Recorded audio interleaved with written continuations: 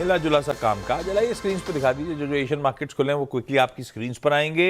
US के, अच्छा पहले एशिया मिला जुला सा, फ्लिप होगी प्लेट। कल यूएस के फ्यूचर्स जब हम क्लोज हो रहे थे फ्लैट से 1/3% दबाव में थे, फ्लैट से 1/3% दबाव। वो नैस्डैक 1/3% दबाव में था, वो भी 1/4% गिरा। बाकी दोनों मार्केट बेंचमार्क्स हरे में और डाउन ने तो गजब आउट परफॉर्म कर डाला। और आज सुबह के फ्यूचर्स भी फ्लैट से इन ग्रीन टिल्ट के साथ ट्रेड कर रहे हैं। तो दरअसल हैंडओवर जहां यूएस के फ्यूचर्स छोड़े थे और इन बीच वो जहां हैंडओवर मिला है सुबह वो बेहतर नजर आ रहा है। हुआ क्या भाई, क्या क्या डेवलपमेंट्स हैं हरमास, क्विकली क्या क्या इंपॉर्टेंट हमारे लिए? गुड मॉर्निंग आशीष। अच्छा सेशन था, डाउ रिकॉर्ड हाइस पर बंद हुआ कल और सभी इंडिसेस निचले स्तर से तो रिकवर हुए। भी पहले से रिकॉर्ड पे बैठे हुए हैं? नहीं, वो रिकॉर्ड से अभी थोड़े से नीचे है, थोड़े से कूल ऑफ हुए हैं क्योंकि पिछले हफ्ते जो गिरावट आई थी उसके बाद से। एनवीडिया में कल गिरावट इसलिए देखने मिली क्योंकि सॉफ्ट बैंक ने अपना पूरा हिस्सा बेच डाला कल, उनका जो हिस्सा था वो, और उस वजह से आज सुबह सॉफ्ट बैंक के शेयर भी 7 से 10% की गिरावट के साथ ही कामकाज कर रहे हैं।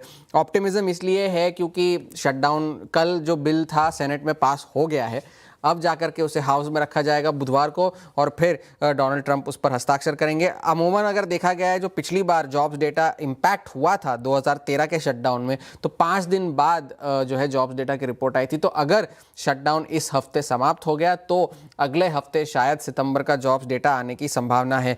CFRA रिसर्च ने एक इंटरेस्टिंग एनालिसिस की है कि शटडाउन खुलने के 1 महीने बाद S&P 500 जो है लगभग 2.5% औसत चलता है 1 महीने के अंदर। ये पिछले 15 शटडाउन्स का एनालिसिस उन्होंने किया था और अगर ऐसा हुआ तो अगले महीने जो है मध्य दिसंबर तक जो है S&P 500 7,000 तक के आंकड़े छू सकता है। ऑप्टिमिज्म इसलिए भी है क्योंकि ब्लूमबर्ग ने एक बहुत इंटरेस्टिंग एनालिसिस की है कि जो इकोनॉमिक स्लोडाउन या इस तरह के जो शब्द है अर्निंग्स कॉल्स में कंपनीज की, वो 2007 के बाद के सबसे निचले स्तरों पर है। ये ब्लूमबर्ग का एनालिसिस है। काफ़ी सारे सवाल उठ रहे हैं AI के बबल को लेकर के, तो उसमें वॉल स्ट्रीट के एक बहुत पुराने निवेशक है चार्ल्स क्लाउ, उन्होंने ये कहा है कि लोग जो है गलत तरह का सवाल पूछ रहे हैं क्योंकि 99 और 2000 में जो .com बबल जो फूटा था उसके मुकाबले में बाजार काफ़ी मैच्योर हो गया है। ये सारी कंपनीज के बिजनेस मॉडल अच्छे हैं, कैश फ्लोज अच्छे हैं, तो उन्हीं कैश फ्लोज के जरिए वो अपना कामकाज चला रहे हैं, केपेक्स कर रहे हैं। तो ये बबल के सवाल जो है वो गलत है। लोगों का डर सही है लेकिन बाजार उतना ही मैच्योर हुआ है पिछले 25 सालों में, तो ये कंसर्न्स थोड़े से मिसप्लेस्ड है। और AMD की CEO लीसा सू ने अपने इन्वेस्टर डे में भी यही कहा है कि AI चिप्स की मांग जो है बड़ी ज़बरदस्त है। आने वाले 3 सालों में साल दर साल 35% तक बढ़ाई जो है आय में बढ़त के अनुमान उन्होंने दिए हैं।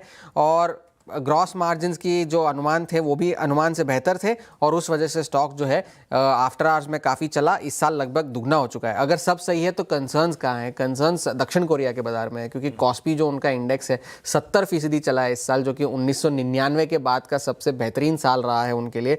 तो वहाँ पर जो है कोरियन विक्स और CBOE विक्स के बीच के जो स्प्रेड्स है वो 2004 के बाद के सबसे ज़्यादा स्तरों पर, तो वहाँ पर थोड़े से एलिवेटेड लेवल्स पे थोड़े से कंसर्न्स बन रहे हैं। लेकिन बाकी अगर देखा जाए तो शटडाउन को लेकर के ऑप्टिमिज्म, उस वजह से जो है बाजार रिकॉर्ड हाइस के नजदीक या रिकॉर्ड हाइस पर ही चल रहे हैं। तो हैंडओवर ठीक ही है? ठीक ही है जी, हैंडओवर ठीक है यूएस का। वो उसके बाद भी आगे बात नहीं बढ़ी ना, वो ट्रम्प साहब ने कहा था सुबह कल वो गौर साहब की सेरेमनी में, उसके बाद ना इधर से उधर से बात आगे नहीं बढ़ी।